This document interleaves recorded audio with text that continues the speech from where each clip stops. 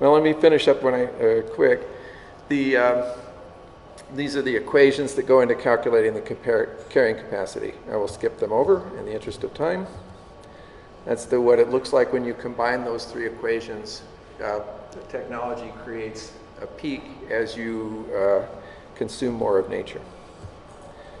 And that's the trajectory that we've had. This is the feedback the effects that you see in the system. If you increase technology, it leads to more farming, leads to higher carrying capacity, leads to higher population, leads to a loss of nature. Loss of nature leads to lower ecosystem services, leads to lower carrying capacity, which leads to lower population, which leads to the recovery of nature, which then leads to recovery of population, and it's a cycle. But in practice, it reaches an equilibrium after one cycle. So that's the prediction, and so the population going up has been marked by increased appropriation of land and increased technology. As it goes down, it will be marked by the loss of ecosystem services and the obsolescence of technology. If I explore the uncertain variables, I see a fairly narrow range in these different trajectories. The peak population is expected to fall in a range of 8 to 9 billion, and the year at which it peaks will fall in a range between 2028 and 2040, more or less, so coming up soon. I could describe the variables, but you know what I'll do? I'll record this and I'll put it on YouTube. You could look for the World 4.5. So I need to compare that to World 3. Somebody asked me to do this when I sent this paper in, and so I ran World 3, Dana Meadows' model, a few times, and they also see a peak and collapse, but at a higher value than I did. If you superimpose the UN population model over that, you see neither of our models are similar at all to the one developed by the economists at the UN. So I hate to give you bad news. I really do. I hope this model is wrong, but and I really feel like this deserves to be picked apart, and it will be. Believe me. This is the first public offering of this doom and gloom model. To rub it in case you don't feel depressed enough yet, I would like to show you what will happen to life expectancy.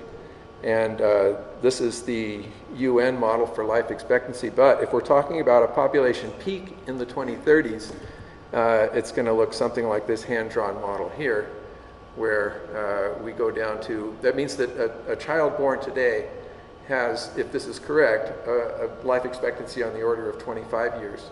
And a child born in 2050 probably won't reach their first birthday, because infant mortality would have to be scaled up to 50% to reproduce the death rate that's predicted by the model. Terrible. I totally understand if you don't want to believe it. I totally understand if you don't want to base your retirement plans on my model. But I have been teaching for a long time, and I think I owe it to the young people that I teach to tell them the truth as best I know it. And so, thank you.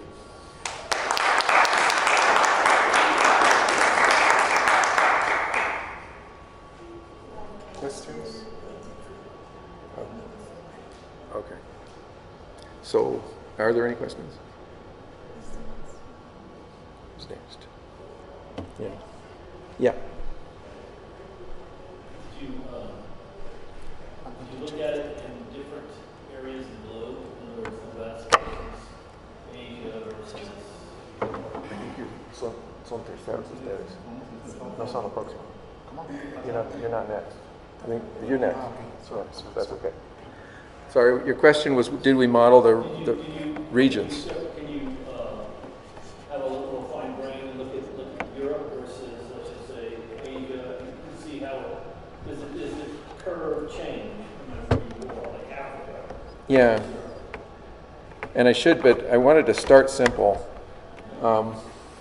And I guess that's really the next thing to try and do, is to look at, because I'll tell you in a sneak peek, the flaw in this model is the assumption that humans are one stock. It's a serious flaw. But in the interest of simplicity, I stuck with that model. But I believe I'm going to start simple and then add complexity as needed. And I don't know how to do it, so I need to partner with somebody. Yeah. Can you talk a little bit about the clear separation of wilderness and domesticated land, and how realistic that is, or how that comments on agroecology or something of that nature? Can I comment on that? It's a attempt at simplicity, and so what you do is generate a simple model and then make every effort to justify it, but also every effort to shoot it down.